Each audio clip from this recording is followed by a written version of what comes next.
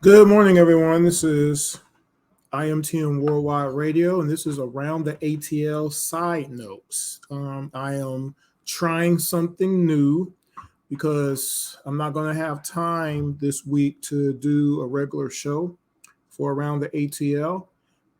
And I figured I want to do a little bit of something as this week progresses per some of the things that happened over the last few days, over the weekend, and whatnot. So I'm gonna dip in every now and again to do these. It's going to be called Around the ATL Side Notes. I'm not recording on the radio show side of things. This is strictly for the YouTube portion of IMTM Worldwide Radio. So hopefully you subscribe to IMTM Worldwide Radio on YouTube, which is why that's scrolling down there at the bottom. So this morning, I'm only talking about a couple of subjects. Now, actually, before I get started, the other reason you need to subscribe to the IMTM Worldwide Radio YouTube page is tomorrow afternoon, 12 o'clock noon, our rescheduled interview with former Atlanta Brave Marvin Freeman will take place. Mr. Freeman texted me today asking me, yesterday now, Monday, whether or not we were still going to do the interview because the Braves had lost. And I was like, your interview wasn't precedent on the Braves' success. This is your interview. The reason that this year's Braves at all would come up was the fact that they were World Series champions a year ago and they were in the playoffs at the time. And we were going to talk about that at the very end of the interview, though, which we're going to do on Wednesday still. So, but it's his interview. I'm interviewing him about his career and things of that nature. So he hit me up. So we're rescheduling it for Wednesday at 12. So if you're at work, now in this case, we are recording it on the radio. So if you're at work and you can't actually watch anything, okay, you can still listen to the show. It'll be on Spotify, iHeartRadio, Amazon Music, Apple Podcasts, Spreaker, Alexa, Media Player, all those different types of formats. And if you are on Blog Talk Radio, you can listen to it live still. The link is always on the page. Okay. So, make sure you do that if you can't watch it live. Otherwise, just watch the YouTube channel here.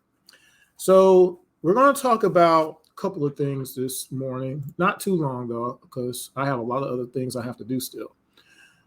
So the first thing I want to talk about is this deal with the Atlanta Hawks that they struck with DeAndre Hunter.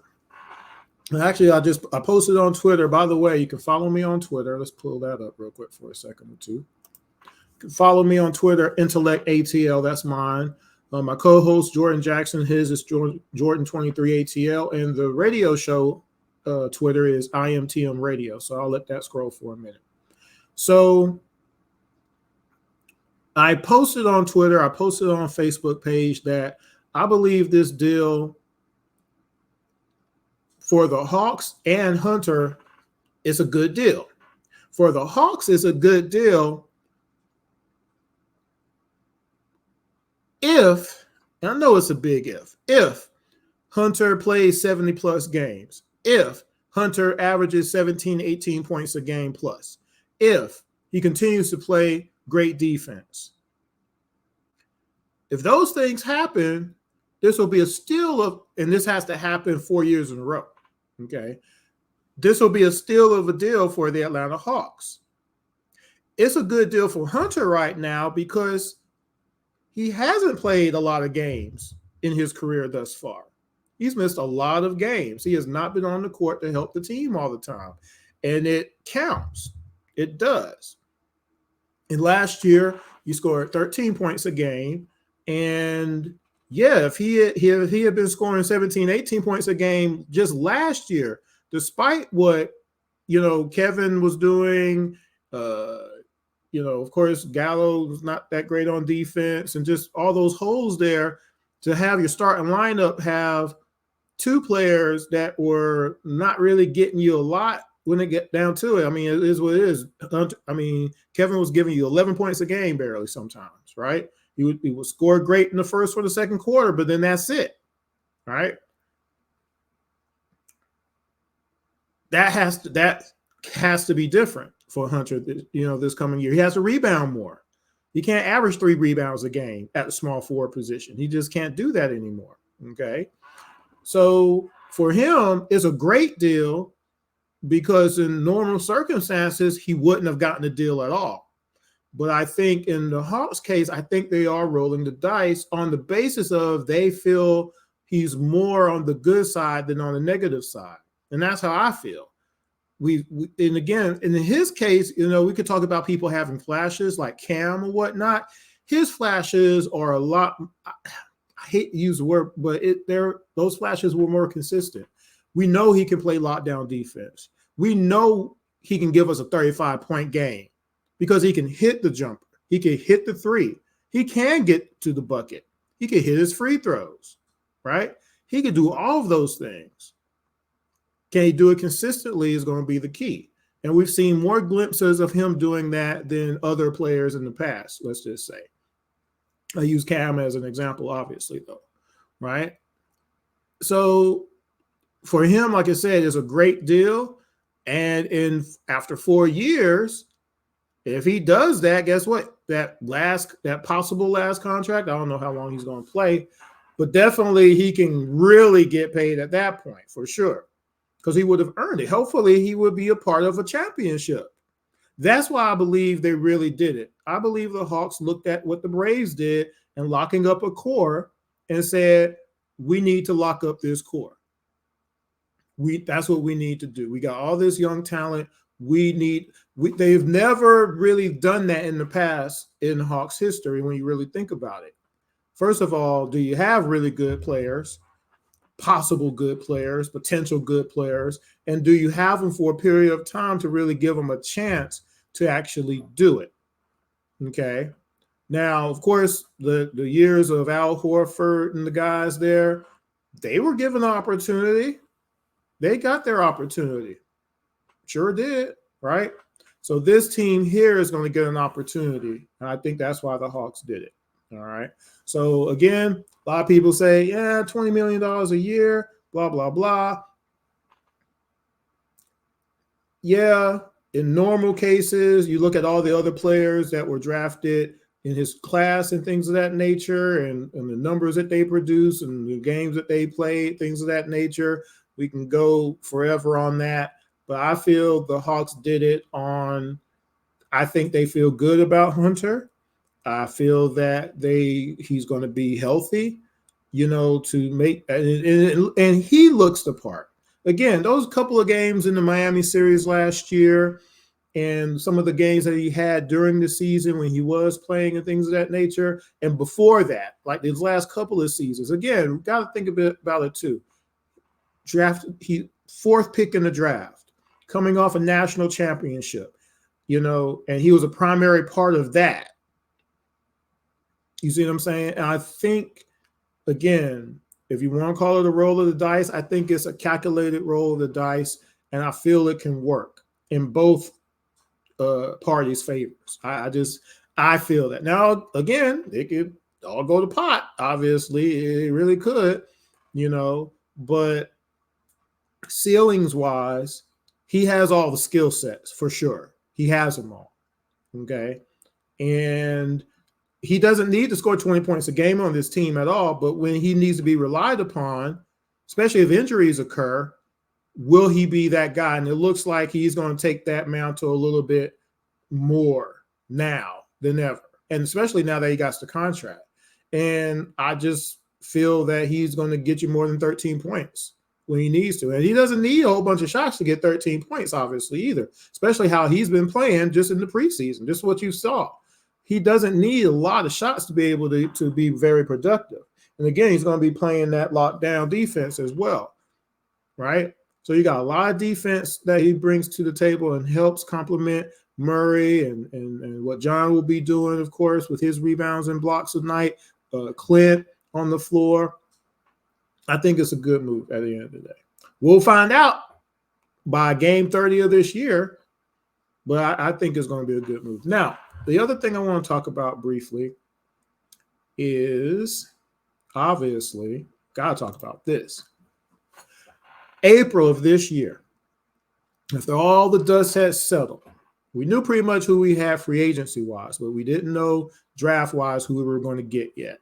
And after the draft and all the dust settled from the draft, I said that my opinion would be the Atlanta Falcons would win 9 games.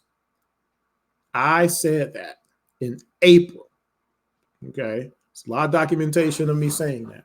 And again, I took into consideration that we were not going to have Matt Ryan coming back. But the reason I said that we were going to win 9 games was the offensive line couldn't play worse than it did last year. Couldn't. And then once we drafted some people and we got some free agents to say, okay, I think they're going to do a little bit. And again, I don't think the O-line can play worse. If the guys on the O-line can play better, we'll be better on that angle, running and pass blocking. Okay, guess what? Jalen hasn't played. So that's made the O-line better just by default. And they have played better. Better. Okay. We have the top 3 rushing offense in football. That's better, right? I said that on the defensive side, we're going to have a better defensive line by default of the additions on the free agency side, and then on the drafting side. And look what's transpired since then. We're definitely going to have more than 18 sacks this year, although we've kind of slowed down on the sacks lately. We're definitely going to have more than 18 sacks this year. Okay. The plan is working. Dean Pease has more players to run his particular style of defense. Even with injuries popping up here and there, we still can make stops on teams when it counts the most, right? And they're still getting better, right? We got Oliver back, okay? That's going to be huge, all right? So that was going to improve the team. Getting London, okay? Got OZ, yeah. But London being on this team is making a difference. It's obvious difference, right? Patterson balling out of control until he got hurt.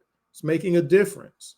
The running backs are running backs. Now, I knew what we had brought in, and then we drafted. I felt that we would be better running team because we had better running backs overall. We have runners. We got people who can do some stuff, and that's been proven. We got the 3rd rushing offense in the league. That is not contestable. You see what I'm saying? So I said combination of all those things, plus look at the record that we will be playing. I believe we could win 9 games if Marcus doesn't turn the ball over.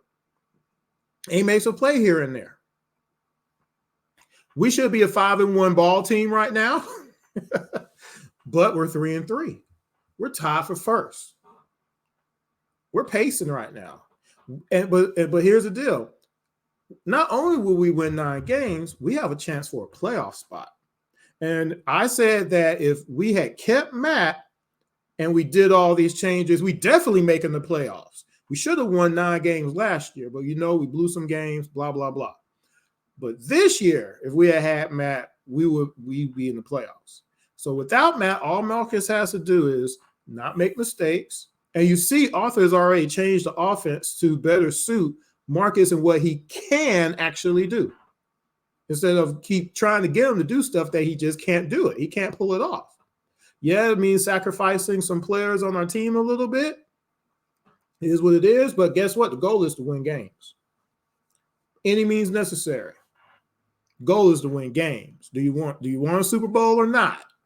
Okay, because when it gets down to the nitty gritty, you have a scheme, you have a plan. That's what Arthur has brought in here, and the plan is to win games by any means doggone necessary, right? So don't turn the ball over. Don't make mistakes. You have a chance in any game when you do those two things for sure, and that's what's been happening. I don't know what we're going to do against Cincinnati. I think Cincinnati is a beatable team. I think we can beat them. All right. But it's a matter of we have a formula for success. We have accountability. We have an identity, something we've just not ever really had for a long time. You see what I'm saying? You have a guide.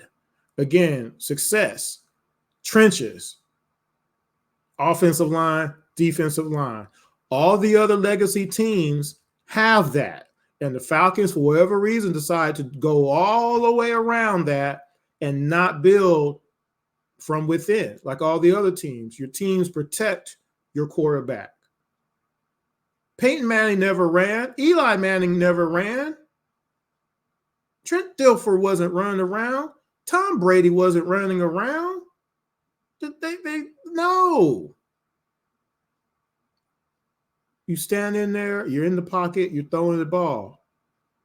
Well, he don't throw the ball fast enough. Well, you know what? We should have an offense that you could throw the ball fast enough like the other teams do. We don't do that, though. And you have to have receivers to make sure they get separation to be able to throw the ball right out the pocket just like that. We don't do that. So since we don't do that, you know what you need to do? Block. Do your job. Do your doggone job. But then also, guess what? Those guys protected Brady when he had to take some time to throw the ball. He wasn't throwing passes like that to Randy Moss. 50 touchdowns. You know what he was doing? He was 6-step back. Tom Brady. Launching it. The offensive line blocked for him. He wasn't getting hit. Tom Brady don't get hit. His jersey don't get dirty. And he doesn't run. Look at how many rushing yards he gets per season. So what's your excuse? Drew Brees doesn't run. Come on.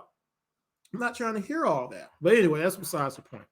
Point is, offensive line couldn't do worse than it did last year. Right now, they're doing an adequate job of doing their job on the pass blocking side. So there's this matter of Marcus being able to make throws. And if there's throws he can't make, you know what? You got to change the offense so he can make the throws he can make and be productive. It's easier when you're always in the red zone because you're rushing the ball and you're getting there. You're making a couple passes, you're moving your feet a little bit, you're doing whatever you got to do. That's great. But it's easier to throw a 6-yard touchdown pass than a 30-yard touchdown pass or throwing 40-yard bomb and hoping. You see what I'm saying? That wasn't working at the beginning of the season. There's too much junk going on, too much decision making, whatever the case is. But if you're getting in close, he's able to make those throws. We've seen him do it. Right? So, yeah, we can win like this. Why not? We got Carolina twice coming up, right? Got New Orleans. Got to go to New Orleans for that game. We got these other games. They're all winnable games. You see what I'm saying? So I'm excited about this season. I'm still trying to figure out if I'm going to go to New Orleans for that game. I've not been to New Orleans before. I'm still thinking about it. I'm definitely trying to get to the January Tampa game. I hope to make it there. So just wanted to come on here for a little bit. And like I said, this is not a regular show. This is something just brand new I thought about doing tonight because I was just up. And I got a lot of other work to do, and I didn't want to go through the whole rigmarole trying to do a whole show. So I said, let me just come on here for about 20 minutes and do this. So again, this is going to be called Around the ATL Sidenotes, and it'll just be right here on the YouTube page and the Facebook page as well. You can watch it there. So again, if you've not done it yet, you get to watch this. Please subscribe. Take 2 seconds. Subscribe to the IMTM Worldwide Radio page. You can listen to Around the ATL and other shows that I have. Definitely keep up with that. You can follow again on Twitter, Intellect ATL. And that's about it for tonight, y'all. This was an experiment. We're going to see if it even works. I don't even know if it's going to work or not.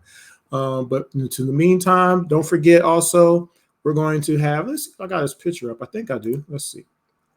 We're going to have Mr. Marvin Freeman, former Atlanta Brave. Marvin Freeman on the show on Wednesday at 12 o'clock. We're going to be interviewing him about his career as a Brave. He was there for the 91 and 92 seasons. He had a great pitching career overall. Then he got into coaching, and he started his own foundation teaching younger players how to pitch. So we're going to talk about all of that. And like I said, Friday, I will be at my first Hawks game this year. Let me switch this out real quick here. Where is it? Oh, I will be at my first game this year, which will be the Magic game. I can't even talk. I'm too tired. The Magic game on the 21st on Friday night. So I'll be there. So if you're going to be in the area, definitely, hit me up. Give me a holler. If you see me, I'll be walking around. And I will be doing a little bit of a live broadcast there. Not sure exactly how I'm going to do it just yet, but once I find my seats, I will probably go on live. So just be looking out for that. Now, that will probably be on Facebook more than likely. But I'll figure it out when I get there. So be looking out for that. So I'm excited about the Hawks season, obviously. So next time, I'll probably talk about some Braves. I still am not ready to talk about the Braves just yet, which is why I avoided that subject tonight. But in the meantime, one more time, please make sure you subscribe to the IMTM Worldwide Radio page. I really would appreciate that. If you like Around the ATL, you've listened to Around the ATL over the years, tell others.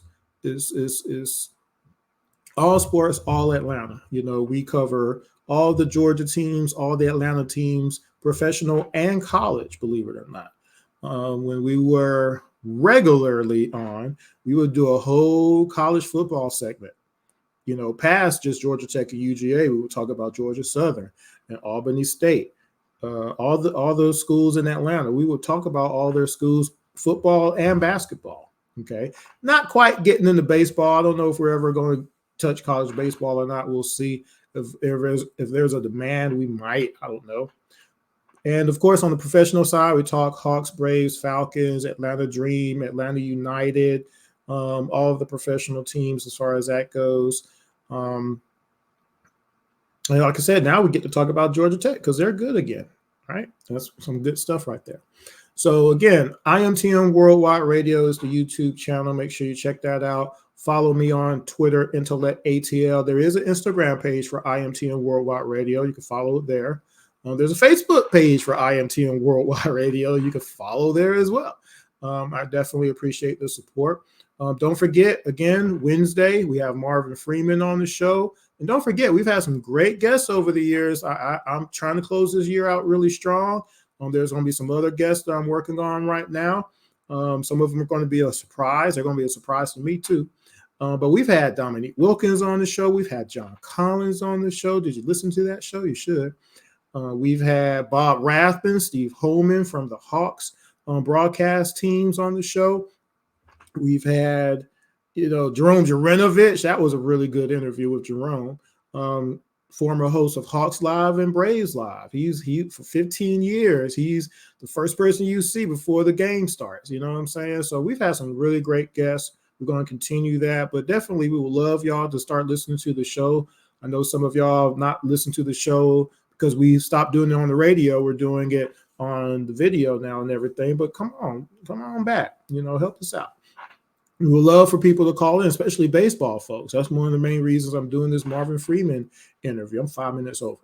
So definitely, if you love baseball, tune in on 12 o'clock on Wednesday. We got former Brave Marvin Freeman on the show. I'll be in Atlanta on Friday night to watch my first Hawks game of the season.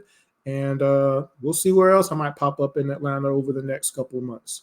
Till next time, y'all take care.